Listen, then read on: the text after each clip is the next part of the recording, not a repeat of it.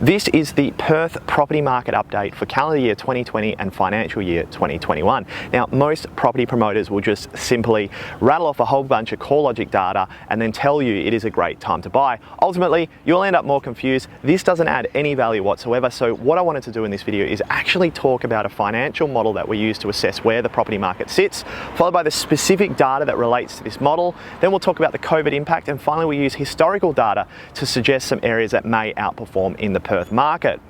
What you will understand at the end of this video is a clear direction as to my view as to where it is headed, followed by which areas you could possibly look to invest in order to capitalize on the current state of the market. Let's get into it. Like all great economists before me, this financial model has both demand and supply. On the demand side, we have population growth, we have household size and the ability to buy. On the supply side, we have construction levels and properties on market. And the final factor at driving house prices is how much you like and subscribe to this channel. If you like and subscribe to this video, your property price will go up, guaranteed, 100%. Trust me, 100%. So like and subscribe to this channel now. Let's talk about population growth and more specifically net interstate migration. Now, my brother from another mother, Petey Wargent, has created this graph on Perth relative to other states about net interstate migration. And as you will see, from December 2019, Perth has suffered still negative net interstate migration. The data is lagging, but ultimately on the ground, what I wanted to talk to you is about two anecdotal things. Firstly, the fly-in-flight industry has suggested to its workers that they need to relocate back to Western Australia simply to avoid the COVID restrictions around self-quarantine. The second thing that's happening, which is more data-driven, is the vacancy rate in Perth. And what is happening is the vacancy rate has declined from significantly high levels down to significantly low levels. And what is the first thing people do when they move interstate? They get a rental, and this is a smaller commitment than buying a house. The next thing on my hit list is household size. Now, this is data that is collected by ABS, but it's very lagging because the only collection of data happens at census, so every 4 years. And basically, how does it relate to house prices? Well, effectively, this number is the average amount of people in a house. If this number is falling, the demand for properties are rising because people are leaving houses to buy new ones. It is commonly accepted that affordability relates to household size. If a property market is more affordable, you'll generally find that household size will decline. Let's get into the two benchmarks on affordability. Firstly, how Perth ranks relative to other states, and secondly, how Perth ranks in terms of historical metrics. The REIWA data suggests that Perth is the fourth most affordable capital city in Australia, and it is 30% more affordable than Australia on average. ANZ/RP Data's report on household affordability also shows that Perth, in terms of historical levels, is at an affordable point in the market. While we are on household size, the next bit of data I want to talk about is the amount of transfers at Landgate. Effectively, this is the amount of properties which exchange hands in any given month between buyers and sellers in the West Australian market.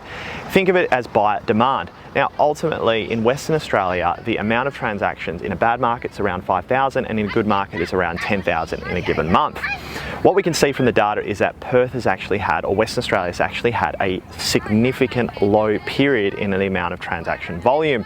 And this has actually dipped below 5,000 due to COVID-19. This data is a lagging indicator on volume because contracts were signed 3 months ago, but it is a leading indicator on price because as buyers move back into the market, ultimately it gets rid of stock, and this leads to price increases and more buyer confidence. So right now we can see that hasn't improved, but when this number starts to increase and more demand happens, ultimately this will lead to price growth. So keep an eye out for it. Moving on to the ability to buy, it's made up of 4 areas. Firstly, it's interest rates, followed by household income, bank credit policy, and relative returns. We'll get into those. Interest rates. I am not going to go into this in great detail because at a macro level, we know that interest rates are at historical lows for Australia. But the interesting thing to point out for the Perth market is the breakdown in correlation. Generally, as interest rates fall, property prices should rise as it creates more affordability in the market.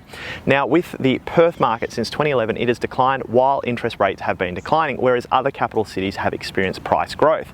And this is a breakdown in the correlation. Household income, again, I'm not going to talk about this in great detail for Perth because we did talk about this in terms of affordability, and household income does make up a great proportion of that metric. Bank credit policy. Now, over the years, we've seen the introduction of responsible lending, followed by the Royal Commission, and finally APRA's pulling behind the strings at tightening up the servicing, and this has impacted borrowing capacity of Australian investors. Right now, I'm going to do an opinion segment and say that the Perth property market has been disproportionately impacted by these changes, and let me explain to you why. The first thing is LVRs, and since 2011, Perth investors have experienced low or negative equity growth.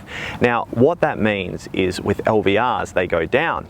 That doesn't impact servicing per se, but what it does impact is your ability to refinance. Now, a common practice brokers use is when you have loans that are a little bit old, they will refinance your investment properties with other cheaper funding options prior to you've got equity, which will then improve your servicing because your interest rates have declined, and this will allow you to borrow again. But with no equity growth, you can't refinance your existing loans, which means you can't reduce the repayments to improve your servicing calculator. The next thing to talk about with LVRs is the ability for borrowers to move between banks. Some banks are conservative at LVRs, but might be a bit more aggressive on servicing. So what borrowers can potentially do when they've got equity growth is they can look for a bank that might have more conservative views on LVRs, but they are a bit more aggressive on servicing, and it allows them to jig who they use as a lender in order to get more borrowing capacity to purchase again. But without equity growth, this is not possible. The third and final thing dovetails into the rental market, and ultimately rents in Perth have been declining for a long period of time, whereas on the East Coast what we've seen is rents increase. Now, when you are calculating servicing, you're effectively using the rental income you're receiving in order to repay the loan. In Perth's scenario, because we've been declining rents, it's actually been impacting the ability for investors to borrow, whereas in the East Coast, even though lending criteria has tightened in terms of servicing, rents have been increasing, which has kind of offset that. The next thing to talk about are relative returns. Melbourne and Sydney currently have about a 2 to 2.5% gross yield on the average property or median property, whereas Perth is currently sitting around 3.5%. For all other major cities except for Darwin, they are currently at 4%, and for Darwin it's about 4.5%. But these shouldn't be looked at in isolation. We need to also consider the amount of rental price momentum, or the likelihood of rents going up and improving the relative returns. When we dig into the data, all other capital cities apart from Perth and Darwin have seen rising rents since 2016, and this means the likelihood of those rents continuing starts to diminish as that price cycle takes place. In fact, some of the major capital cities are starting to see declines in the medium rent of properties, where Darwin and Perth have had a continued and persistent decline in rents. Perth has, unlike Darwin, started to record an increase in the rental returns or medium rent, and this momentum, as that continues to rise, the rents continue to rise, will flow into relative returns or gross yields. So the upside on Perth's gross yield is towards an increase, where the gross returns on other capital cities, if rent starts to decline, is towards the downside, and that means relative returns in Perth stack up pretty good. Now that we've done the demand side, let's move on to the supply side, and firstly let's talk about properties on market. Perth has seen, relative to other years, a 30% reduction in the amount of stock on market, and this has been dwindling, and this was before COVID. So some people may jump on the bandwagon and say, oh, it's due to bank holidays with mortgage repayments. Well, this is not the case, because Perth stock levels even before COVID was quite low and continuing to fall. The other thing to talk about on the supply side is the level of construction, and my brother from another mother has created another great graph on Perth compared to other capital cities in terms of residential construction. And as you can see from this, Perth has seen a persistent and continued reduction in the level of housing stock available due to the low levels of construction. This is different to the other capital cities, which has continued to build into a demand chasm. Now that we've got through the model and the data, let's get into the good stuff. But before we do that, you need to like and subscribe. I'm watching you, you need to subscribe to this channel so that we can get into the good stuff. Otherwise, I'm not gonna tell you. So subscribe, go down there, click on the button, do it now, come on. My view, there is currently a disjoint between Perth's current market fundamentals and where we are at. Firstly, affordability is massive. Relative returns with rental momentum is great. Low levels of construction for a consistent and long period of time, followed by low levels of stock. And finally, we have the disjoint between interest rates and Perth price property growth. So this means that I take a view that the data suggests Perth has a more likely chance to the upside than the downside. We have been in a demand side or confidence void, and this is shown through the low levels of migration, my view on the bank credit policy and how that's impacted the Perth market, and ultimately the low levels of transaction that are recorded by Landgate. And effectively, as buyer confidence returns to the market, the supply side and other fundamentals will suggest we will see some form of price growth in Perth because there's just not enough properties to go around. The property bears will tell me I need to consider an alternative argument, and what is that? Well, they're just going to say property prices are overpriced in Australia and they're going to go down. What? So Perth prices will continue to fall, which they have been for a long period of time, and they'll continue down. Rents will continue to rise, which they're starting to, and continuing to rise with vacancy falling. With consistently low levels of construction and a lack of buyer demand with improving interstate migration numbers, this argument is nonsensical for Perth. Now, the Australian housing affordability debate is a video for another time. Moving on to COVID, what is the impact? Well, this is very interesting. Firstly, the Perth market was improving before this, and buyers have come out in strong numbers since this with the home builder grant. But let's dig back to history and let's look at 1918. What happened in Australia? So we saw with the Spanish flu, effectively a significant bump up in the migration levels once all these travel restrictions are lifted, and I anticipate that to be the case for Australia. Ultimately, Australia has dealt well with the COVID situation, and this will result in more people wanting to migrate here. Are there still going to be jobs? Well, if you look at Perth in terms of a macro level, our economy is positioned quite well. That is simply because across the world, governments are stimulating the economy, and one of the ways to do this is through infrastructure. Now, what do you need for infrastructure? You need base commodities. Perth has an economy which is dependent on base commodities, and that gives you an idea of the level of employment that's possible in Western Australia. Let's dig a little bit further than just some migration data, and it's quite interesting what the home builder grant is achieving, because what is happening right now is kind of what played out in 1918. Effectively, we had all this migration influx, which led to a demand on properties, which led to a construction boom, which led to a price boom, which led to a couple of years of softness afterwards. But what the federal government is doing is bringing forward construction demand in anticipation of migration demand. And I think this could be good for Perth. We're going to see an improvement in jobs. We're going to see more supply because Perth's low levels of supply, and it's not an overcooked market by any stretch of your imagination. And then as Australia-wide migration improves, this is going to lead to more interstate migration or migration into Perth, which is going to improve property prices. So which suburbs should we consider? Well, the first question is, which suburbs should we avoid? And the guys at DFA have created this great little map which shows mortgage stressed areas. Now, mortgage stressed areas to me show hidden supply. Effectively, people that are in negative equity that really would want to sell but can't because prices haven't recovered, and they've got nothing to securitize their negative equity against when they go to sell it. So effectively, the underperforming areas in Perth are areas that are mortgage stressed right now, and effectively as prices grow or demand increases, people are going to bring properties onto market, and effectively this is going to hamper price growth. So firstly, you want to avoid those areas. So what areas should we consider?